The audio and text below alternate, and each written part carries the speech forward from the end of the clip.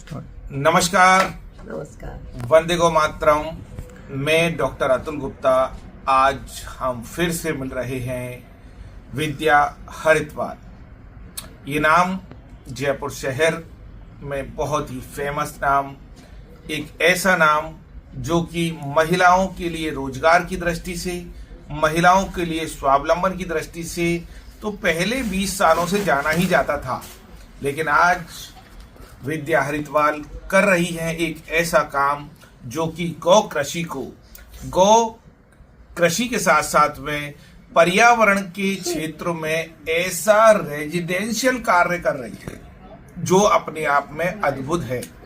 अभी इन्होंने जो सीकर रोड पर अपने ही फार्म हाउस में एक गाय के गोबर, औषधियां व गौमूत्र व अनेकों जो पत्ते हैं, फूल हैं, अनेकों प्रकार के, कम से कम मैं समझता हूँ 100 प्रकार के पत्ते फूलों को जोड़ करके एक आलीशान शानदार एक घर का निर्माण किया है, जो घर अपने आप में 50 डिग्री के टेम्परेचर में रहता है, एकदम सामान्य, सर्दी में रहता है एकदम सामान्य, ऐसा कहना है विद्या हरिद्वार का।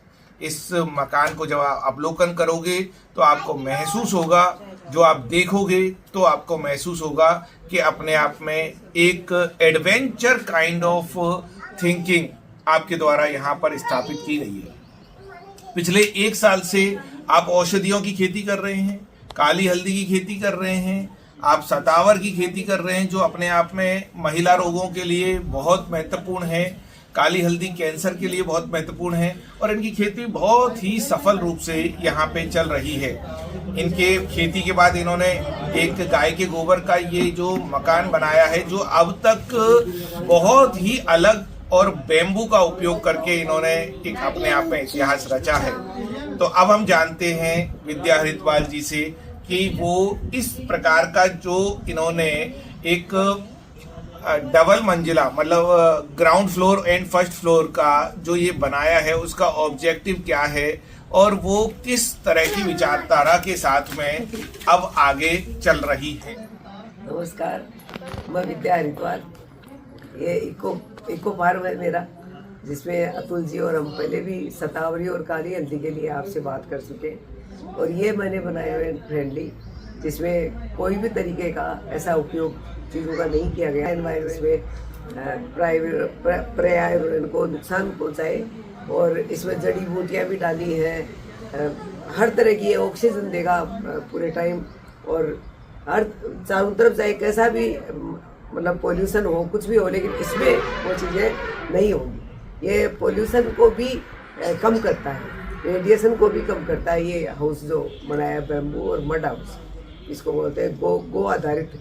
इसमें गोबर है, साथ में काली मिट्टी है, गुड़ है, मेथी है, गुआर है, सेब है, साथ में अलसी है, ऐसे मतलब खूब सारे चीज़ें हैं जो अभी कराने। हमने तो सुना था कि मेथी जो है वो मनुष्य के खाने की है, जीव के खाने की है, या फिर जो है ग्वार भी खाने की वस्तु है, या आपने तो सारी खाने की वस्तु जो वो हाउस बनाने में लगा दी, और इसको मड हाउस का नाम जो दे रहे हैं, तो लगता है इसका नाम कुछ अलग से निकालना चाहिए। मतलब ये विचार क्यों आया आपके अंदर? ये विचार ऐसे आया कि मैं थोड़ा सा स्वास्थ्य को लेकर बहुत सजगता है, और मेरे को लगता है कि लोगों को भी थोड़ा मतलब ये क्या कहते हैं उसको, जागरूक होना चाहिए कि वो अपने स्वास्थ्य के प्रति थोड़ा सा अवेयर हो, थोड़ा सोचें कि हम क्या खा रहे हैं, पर रह रहे हैं, क्या कर रहे हैं। तो मैं ये चाहती हूँ कि जितना मेरा जीवन है, एक अमूल्य जीवन दिया है ईश्वर ने, उसके लिए कुछ करें, कुछ कर सकते हैं तो करें। तो मेरा विजन ये है। मैंने रिसर्च किया, 2-3 साल हो गए बहुत ज़्यादा, खाने की चीज़ों के ऊपर भी कि क्या खाना चाहिए, कैसे खाना चाहिए, कैसे एनवायरनमेंट में रहना चाहिए। घूमी भी, कई जगह गई भी और देखा। तो बाद में मैंने अपना एक नया इसका वर्जन निकाला रिसर्च करके। AI से भी मैंने इसमें प्रोजेक्ट बनवाया, और मैंने खुद ने भी रिसर्च किया, जितना भी हो सकता था उतना किया।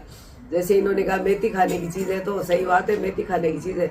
मेथी दवाई बीमारियों से दूर रखने की भी चीज़ है ना। मेथी खाने के साथ साथ दवाइयों के भी काम आती है। हमको हर बीमारी में मेथी बताते हैं, पुराने ज़माने में बताते थे लोग मेथी और ये चीज़ें, अलसी और ये चीज़ें बहुत फायदेमंद होती हैं। तो यहाँ दीवारों में ये होगी तो ऑक्सीजन बढ़िया देगी, दीवारें सांस लेती हैं। ये कहते हैं कि ये जो दीवारें हैं ये सांस लेती हैं।